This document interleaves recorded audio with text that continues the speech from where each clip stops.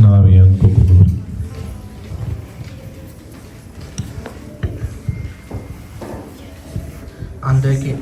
అందరికీ నమస్కారం. నా పేరు కృష్ణవియాన్. నేను మనబడిలో ప్రమోదం తరగతిలో తెలుగు చదువుతున్నాను. ఈరోజు చెప్పబోయే అంశము తెలుగు గురించి. తెలుగు మన మాతృభాష.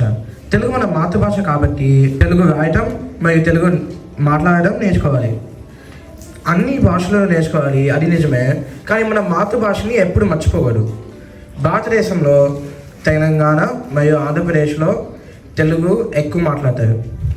ఆగస్టు 29వ తేదీ గిడుగు వెంకట రామమూర్తి గారి జయంతి నాడు తెలుగు భాష దినోత్సవంగా కూడా జరుపుకుంటారు.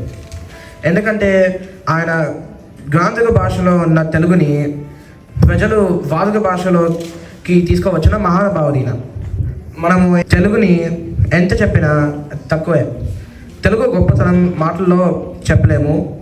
కానీ విజయనగర చక్రవర్తి శ్రీకృష్ణదేవరాయలు అన్ని దేశ భాషలందు తెలుగు లెస్స అని అన్నారు. ఈ మాటలో అర్థం ఏంటంటే భారతదేశంలో అన్ని భాషల కన్నా తెలుగు భాషనే ఉత్తమమైనది.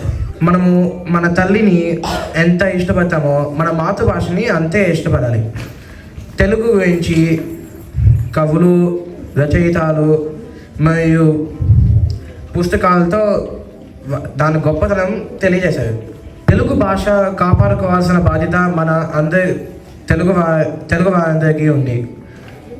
నా వినందుకు ధన్యవాదాలు.